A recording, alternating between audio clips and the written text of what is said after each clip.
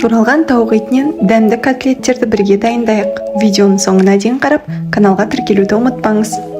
Каналымда дайындалуы жеңіл, тексерілген рецепттермен бөлісіп отыратын боламын.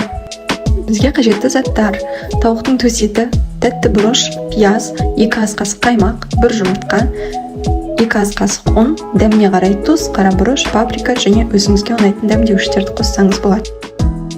Алдымен тауықтың төс етін, тәтті бұрышты, пиязды майдалап 4 бұрышты етіп турап аламыз. Менде 1,5 тауықтың төс етіне 1 кішкене тәтті бұрыш және 1 кішкентай пияз.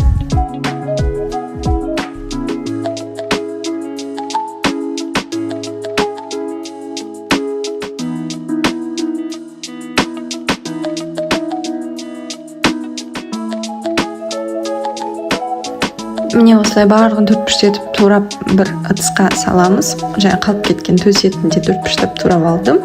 Енді дәмдеуіштерімізді қосамыз үстіне. Менде балғын аскөк 1 ас қасық қостым. Егер кептірілген болса, ондай болса 1 шай қасық жеткілікті. 1 шай қасық тұз, жарты шай қасық қара бұрыш пен паприка қостым. Және де енді келесіде 2 ас қасық қаймағымызды, одан соң бір жұмыртқамызды жарамыз.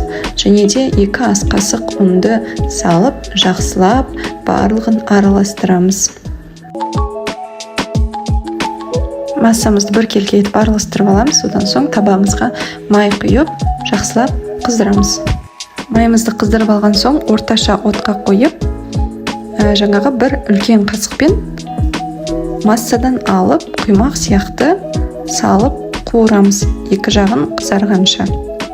Қасықпен салып алған соң шетін тегістеп котлет формасына келтіреміз.